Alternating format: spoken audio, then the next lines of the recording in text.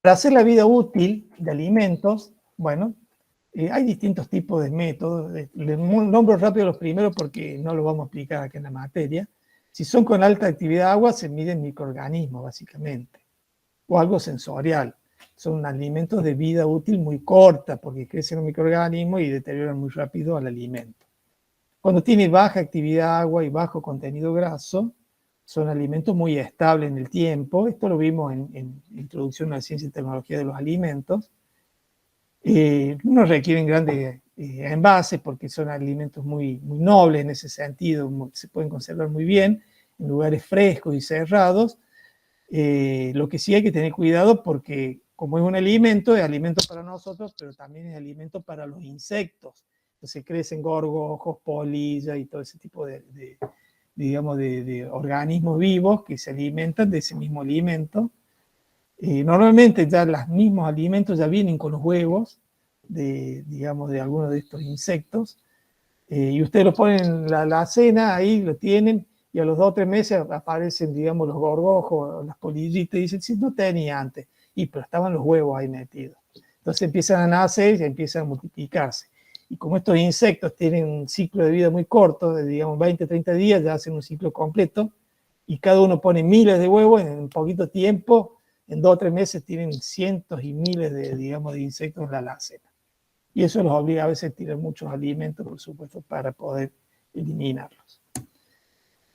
Ahora, cuando el alimento tiene baja actividad de agua y alto contenido graso, ponemos el ojo en la grasa, porque la grasa se oxida. En contacto con el aire, con el oxígeno ataca los ácidos grasos insaturados, ahí se comienza a oxidar, se forman peróxidos, también se puede haber formación de acidez, el peróxido se va degradando, continúa la oxidación, se desprenden moléculas pequeñas como aldehídos cetonas, y esos aldehídos cetonas son los volátiles de oxidación, son productos de oxidación secundaria, como dice acá, ¿ven? Productos de oxidación secundaria. Esos volátiles los podemos medir por cromatografía gaseosa acoplada a masa. Tomamos esos volátiles, los capturamos con una fibra, creo que es lo que viene a continuación, para que nos vamos a adelantar. Bueno, ya bien. El otro indicador que podemos medir es la acidez, la lipólisis. Bueno, esto se mide por titulometría, se hacen, esos ácidos grasos libres, podemos titular, ahí tenemos el método, normalmente se hace con hidróxido de potasio, vamos agregando, acá le agregamos un reactivo de color, fenolftaleína, acá está, ¿ven? La fenolftaleína. Cuando agreguemos el hidróxido de sodio, cuando se neutraliza, cambia a un color rosadito.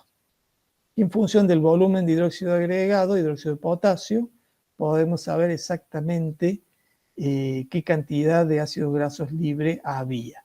Eso se puede expresar como ácido palmítico, normalmente lo expresamos como ácido oleico. A ver, acidez, 282, ácido palmítico, ácido láurico. Bueno, acá el 282 es del ácido oleico, no dice acá justamente eso. Pero también puede ser como ácido palmítico o ácido láurico. ¿No? Lo que se usa en la industria de alimentos es como ácido oleico, que es 282. O si no, como acidez directa de hidróxido de potasio. Acá tenemos una curva de acidez, esta la hicimos nosotros en un estudio que hicimos de un aceite de maní. Durante casi 3 años estuvimos midiendo cómo aumenta la acidez, ya la acidez extraída del grano, ¿no? No es lo mismo medir la acidez del aceite que está en el grano que el aceite que se extrae del grano y se pone y se guarda en una góndola, digamos, para hacer el estudio de vida útil. Es mucho más lento el aumento de acidez del aceite extraído que del aceite en el grano, que tiene mayor humedad. Va generando un aumento de ácidos grasos libres a lo largo del tiempo, muy lento el aumento, como ven es muy estable, es menor de 1, significa que es un aceite, digamos que varió muy poco, después de 3 años, si no tuvo procesos de autooxidación, ese aceite está en muy buenas condiciones. Bueno, los peróxidos que miden los procesos de autooxidación, esos peróxidos se forman en las dobles ligaduras de los ácidos grasos cuando son atacadas por el oxígeno, es una oxidación primaria, es un parámetro el más usado para ver la calidad de la grasa de un alimento. Normalmente para preservar estos alimentos hay que usar materiales de barrera, de alta barrera, eliminar el oxígeno del ambiente dentro del envase, se hace por barrido con nitrógeno o por vacío.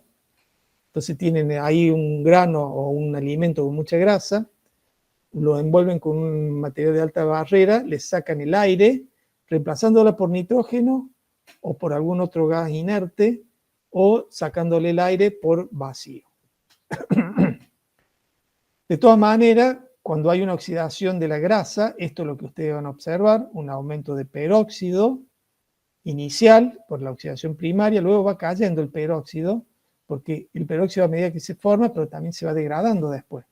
Y cuando la velocidad de degradación es superior a la deformación, los valores de peróxido, ustedes acá tienen el mismo valor de peróxido acá que acá. Pero acá está iniciando la oxidación, acá ya está una oxidación avanzada, secundaria tienen. ¿Ven? Hay productos volátiles y no volátiles formados por la oxidación avanzada y ahí ya tienen sabor rancio. Los que se oxidan fundamentalmente, digamos, y forman los peróxidos, estos procesos de oxidación, son los ácidos grasos insaturados. Acá dice, no se lee bien, pero dice unsaturated lipid content, sería el contenido de lípidos insaturados. ¿Cómo va cayendo? Claro, porque se van oxidando. Aumenta el consumo de oxígeno, porque el oxígeno es el que ataca. Aumenta el valor de peróxido. Luego cae el peróxido, pero siguen oxidándose. Forman los productos no volátiles, después se forman productos volátiles y a este nivel del avance de la oxidación ya hay sabor rancio. Obviamente eso no tiene que estar en el alimento.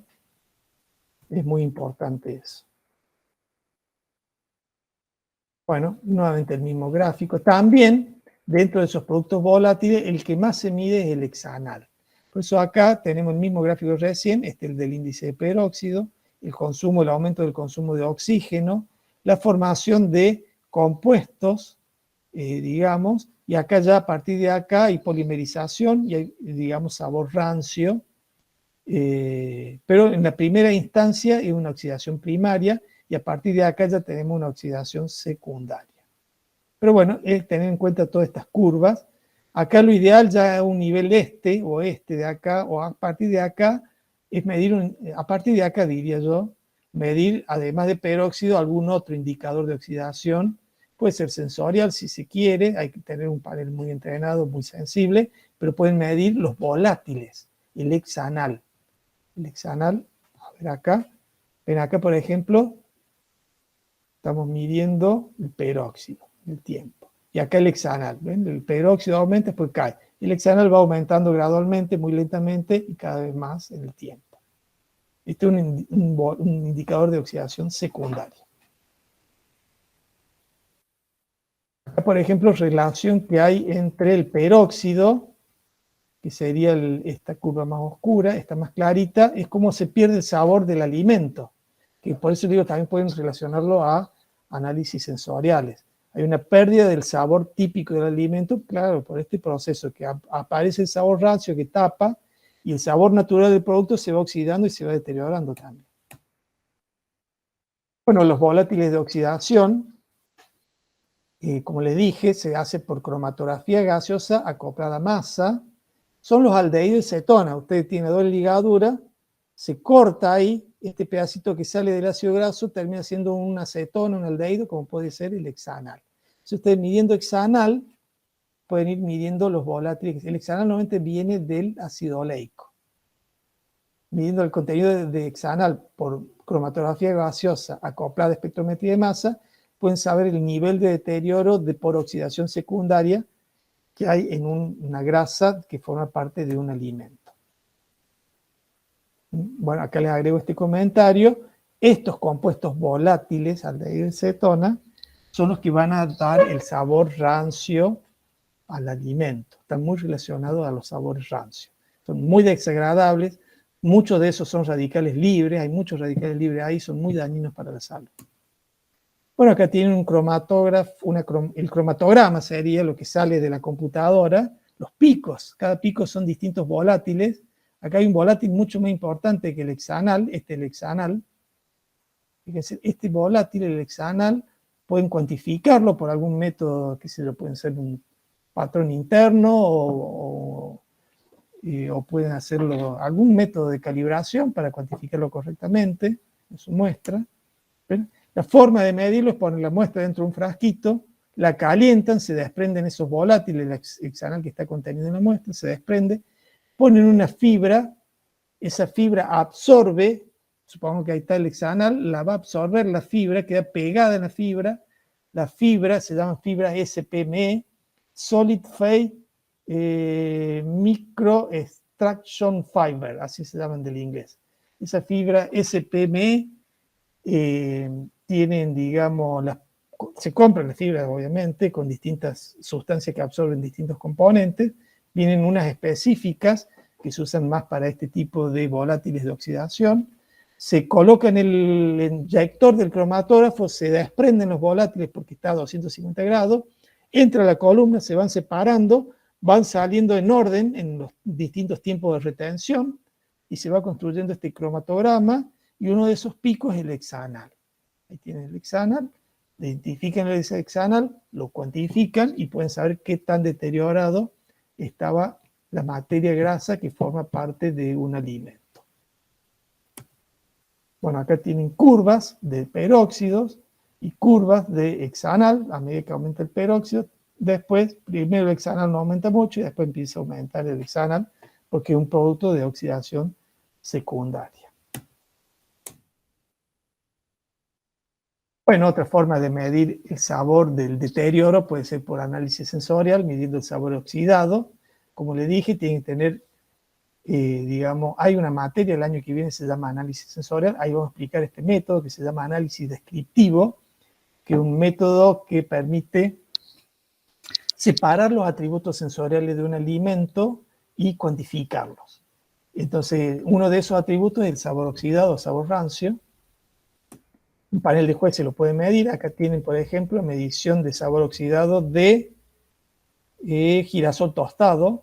Fíjense como un control, aumentó mucho, y estos son distintos tratamientos para preservar mejor el grano tostado de girasol. El girasol se enrancia rapidísimo, por eso se hacen muchas pruebas con girasol. Y relacionado a los sabores rancios, están las curvas en los mismos tiempos medida, digamos, el peróxido. En estos estudios que hacemos nosotros en el laboratorio, muchas veces medimos varios indicadores. Vamos midiendo el sabor rancio, medimos por un análisis sensorial descriptivo, medimos el peróxido, también a veces medimos la acidez, medimos los volátiles, medimos los dienos conjugados, medimos la nicidina, que son todos indicadores de oxidación primaria y secundaria, para ver cómo evolucionan. También medimos cómo varía el perfil de ácidos grasos, porque a medida que se oxida van disminuyendo y los ácidos grasos insaturados. Medimos los tocoferoles, que vamos a explicar a continuación. A ver, acá están los tocoferoles. Esto se mide por HPLC. O sea, aquellos los medimos por cromatografía gaseosa. Bueno, hay cromatografía líquida, también un cromatógrafo. Bueno, la vitamina E es un antioxidante natural, está en los alimentos, y la función de los alimentos, en el alimento actúa como un antioxidante, previniendo las oxidaciones.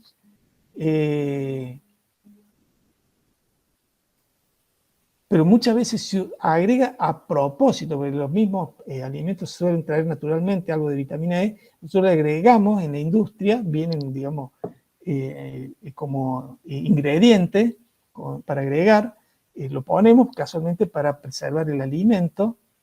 Muchas veces se rotula como presencia de vitamina E, se lo vende como que tiene cierta cantidad de vitamina E, tiene que tener más de 10 miligramos, y a su vez sirve no solamente por el aporte de vitamina E que ustedes pueden hacer al alimento, sino también como para ayudar a conservar ese alimento, previniendo que se deteriore por reacciones de autooxidación. Estos tocoferoles ustedes los pueden extraer cuando extraen la materia grasa, extraen los tocoferoles, se extraen con solventes orgánicos, lo concentran y luego lo inyectan en el cromatógrafo líquido. Ahí tienen un cromatógrafo líquido. En este caso, el que arrastra los componentes es un líquido, por eso se llama cromatógrafo líquido. En cambio, en el cromatógrafo gaseoso, el que arrastra los componentes es un gas. Todo esto ya se lo vamos a explicar bien más adelante. Ahora me interesa que tengan una idea muy general de cuál es el método. El instrumento y el método, o la técnica. Entonces, aquel líquido el que arrastra por columna es el líquido que va a presión, por eso se llama cromatografía de alta presión o de alta resolución. Cromatografía líquida, porque son líquidos que van arrastrando por la columna, y se van separando en la columna los componentes, y luego salen al final de la columna en distintos tiempos de retención. Hay algunos componentes que salen rápido, otros son retenidos más, se separan, pasan por el detector y el detector determina la cantidad que tenía. En el caso de los tocoferoles se usa un detector de UV. Se va haciendo pasar, hay un haz de UV que va pasando y va viendo cómo se absorbe la radiación ultravioleta a medida que pasa ese componente. Y en función de la señal que da ese detector de UV, lo podemos cuantificar, en este caso, los tocoferoles. Tenemos la fórmula del alfa tocoferol, de los 4 tocoferoles. Acá tenemos un estudio que hicimos nosotros de cómo van disminuyendo, ¿qué tocoferol dice acá? A ver, el alfa tocoferol. ¿Cómo disminuye el alfa tocoferol? Acá tenemos el control, fíjense cómo cae el control abruptamente a medida que avanza el almacenaje. En este que dice EC, este era un maní tostado, EC que tenía una cobertura comestible, va disminuyendo pero no tan abruptamente. Fíjense que acá terminó acá abajo y acá este terminó con mayor contenido. Eso significa que a medida que se va oxidando, va consumiendo el tocoferol que va actuando como antioxidante. Luego uno que se le puso BHT, que tiene la cobertura, y BHT, que es un antioxidante sintético, sería este. Fíjense que también va cayendo, pero mucho más lento. Anduvo mejor que el tocoferol. Y luego tenemos el mismo maní tostado, sin cobertura, igual que el control, pero almacenado en una bolsa de alta barrera al vacío. Este es el que mejor se conservó, prácticamente no varió. Es decir, que sacándole el aire y teniendo un material de alta barrera se logra una muy buena preservación del alimento. Bueno,